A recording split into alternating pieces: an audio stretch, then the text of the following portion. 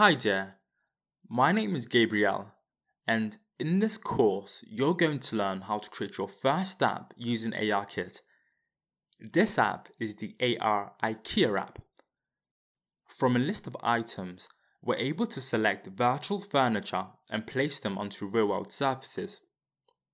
Currently, we have the chair, and now we have the lamp, and this is good. This is really good.